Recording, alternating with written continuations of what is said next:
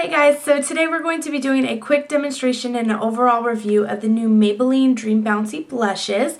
I'm sure you guys have heard a lot about these on YouTube already. I myself have not seen a complete full review from anyone here on YouTube yet. I'm not saying that they're not out there, I just haven't seen one, so I wanted to go ahead and film one for you guys.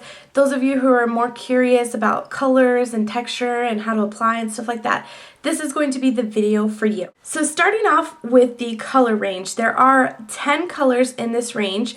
They retail at Ulta for $7.99. I got all of these for buy one get one half off. So you pay one at $8 and you get the next one for $4. So I got a bit of a discount. The reason I picked up all 10 colors is so that I could actually show you guys swatches and all that on the product. So there's a wide variety of colors, like I said, 10 to choose from, ranging from a light pink to coral bronze and even a dark plum wine color. So the packaging on this is super sleek. I love it. It's very tiny. You do get 0.19 ounces, which is comparable to a regular blush. In fact, the Tarte Amazonian Clay blushes, you get 0.2 ounces. So even though it's a smaller packaging, you do still get a good amount of quantity in it. I love the fact that it has a clear top so that you don't have to keep the blush here and look for the name. You can actually see the blush here on top. A lot of packaging, believe it or not, does not have it to where you can see it on top, so I love that. The overall texture of these is great. I mean, if you've seen another video on it, you know it's like the coolest, moussey, bouncy thing in the entire world. It's actually a really, really cool product.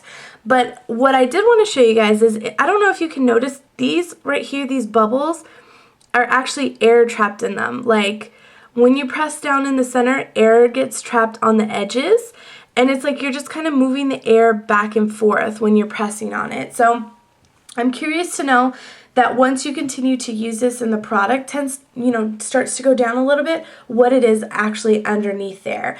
So I'm going to show you what the swatches are in the order that they come. This is 05 Fresh Pink. And real quick, I wanted to show you, you notice that I put some pretty big, huge fingerprints in there when you rub it. If you just kind of smooth over the top, it goes completely back to the way that it was. It's like really cool. It's memory foam type. I love them. This is number 10 Pink Frosting. This one is number 15 Rose Petal. This one is number 20 Peach Satin. This one is number 30 Candy Coral. This one is number 40 Pink Plum.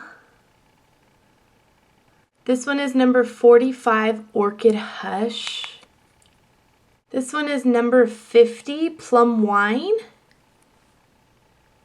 As you can see, pretty much the most pigmented as well. This one is number 60 Coffee Cake. I've used this one quite a bit. This is number 70 and the name of it is Hot Tamale. So there was all the swatches for you. As you guys can see, you can definitely tell which ones are more pigmented than others just by seeing them on the swatch. By far, my favorite has to be Hot Tamale. It's actually what I'm wearing right now. And I love this one because not only does it give you like the perfect kind of flush, but it also is not hard to work with. I find that some of the other colors are super hard to work with because they're not very pigmented. Like the plum wine color obviously is very pigmented, but then you have colors like this one, the Orchid Hush, that you can barely see anything at all. Like this could probably be like a cream highlight for somebody because whose skin tone this would show up on, I really have no idea because it's so light. And as far as application goes, these can be very tricky. As you can see, you can do them with your fingers.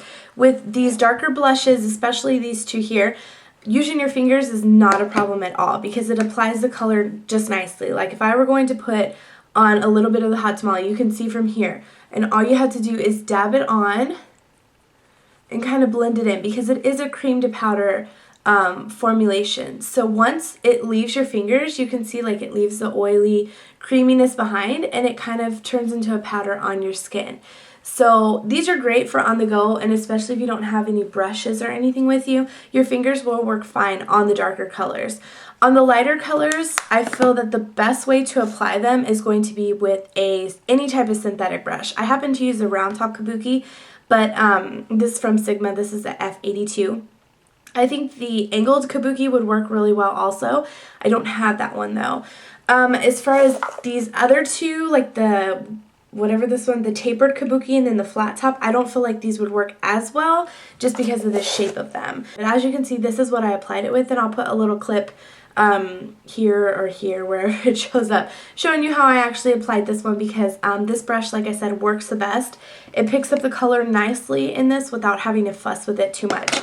I also have another clip of me trying to apply it with a couple different other brushes. This is a large angled contour, and this is the SS109. I don't know what the new numbering is, but I also tried to apply it with these two, and as you can see, it did pick up a little bit of the color here, but then when I try and apply it on the back of my hand, absolutely no color transfers whatsoever with either brush. So that's just a little bit of, you know, insight for you guys who are about my skin tone and the way that you need to apply it. I wouldn't say that the entire line is worth purchasing.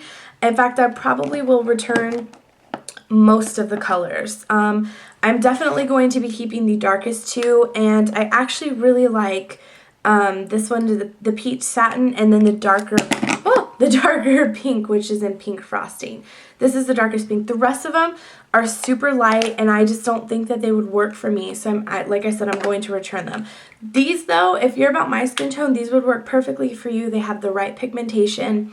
Everything about them works. I love the consistency. I absolutely love cream blush to begin with, but I have oily skin. Cream blush doesn't always work for me. These I don't have a problem with at all with my oily skin. It's just the color selection on them. Obviously, not all of them are going to work, but I did want to pick them up, be able to swatch them, and give you guys the option to look at them so that you can make the decision for yourself. So I hope you enjoyed the way that I did this video as far as like the demonstration, the little clips that I put around. That way you guys could get a better idea of how I actually applied it, how it works for me, and hopefully it helped you guys. So if you have checked out these blushes, let me know down below. I'm very curious to see what other people think about them, because I really do love them. I can see them definitely being in my favorites for the month, minus the colors that I wasn't too fond of. So I'll list down below the 4 colors that I really enjoy from the collection. That way you guys, like I said, if you're around my skin tone, you can kind of get an idea what's going to work for you and what's going to not work for you. So yeah, again, I hope you guys enjoyed this. Thank you so much for watching and for all your support. I hope you guys are having a great new year so far, 2012, and I look forward to making lots of new videos for you guys. Thanks again for watching, guys, and I'll see you in my next video. Bye!